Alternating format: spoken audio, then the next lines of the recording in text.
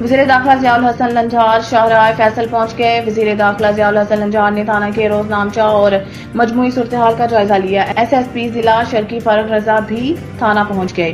SSP ने वज़ीर दाखिला को ब्रीफिंग दी। वज़ीर दाखिला ने थाने में मौजूद शहरी से मुलाकात की। शहरी से इलाके में मोबाइल फोन छीनने की वारदात हुई थी।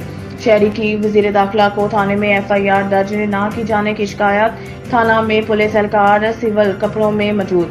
वज़ीर दाखिला ज़ियाउल हसन लंजार का सख्त बरहमी का इजहार। शहरी की शिकायत पर वज़ीर दाखिला के SHO शाहराह फैसल को मुअत्तल और तंजली का अहकाम। वज़ीर दाखिला के कांस्टेबल्स के अलावा तमाम अमले की मुअत्तली के अहकाम। वज़ीर दाखिला ज़ियाउल हसन लंजार की DSP अहमद मेमन को KPO क्लोज के अहकाम।